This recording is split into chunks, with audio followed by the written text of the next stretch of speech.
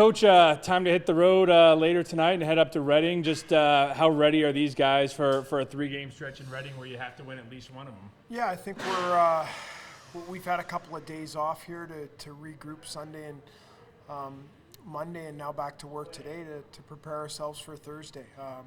I think we're ready. We're obviously disappointed with Game 2, but that's behind us now and focused on not the whole 3 games as a whole, just on Game 3, making sure that we right the ship there for Game 3. You've talked in both games 1 and 2 about how the starts haven't been what you wanted. How do you make sure these guys get out to a better start? Yeah, that's a hard one because there's you can talk about doing different things and hey, let's go, let's be ready to start, but ultimately it's our group mentally and physically getting ready to play that first 20 minutes. And these guys are all pros. They've done it thousands of times in their life. So we're going to continue to put a focus on that and just make sure, just worry about the first 20 minutes. The rest, the second period, the third period, whatever comes out of it, just worry about being ready, mentally and physically ready to go for that first period in Game 3.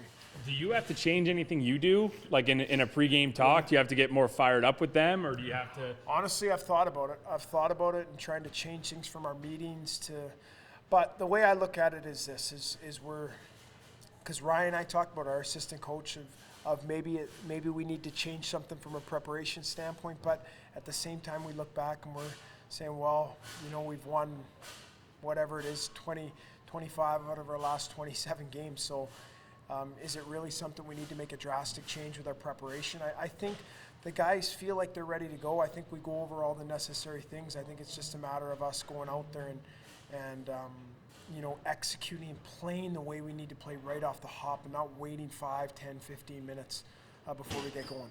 Is there a period once the playoffs start of kind of the team gelling together again, because you got so many guys kind of coming back and going up, and is that something you have to worry about, is the team kind of coming together again?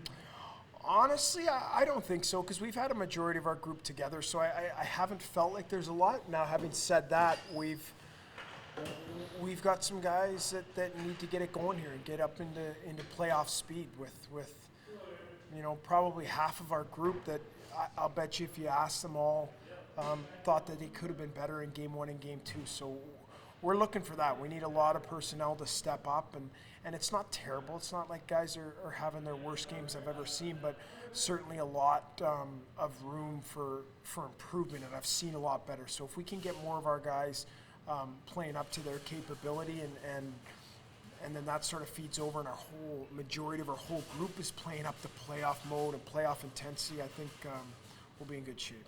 Game 3, you don't want to say it's a must-win for you guys, but at the same time, you'd obviously like to come back and put the pressure right back on them right away. No question. Game 3 is a big pivotal game, and that's the way we're looking at it, is Game 3 by itself, and correcting the things that we need to and the things that we saw in Game 2 to make sure that we get a better result in Game 3.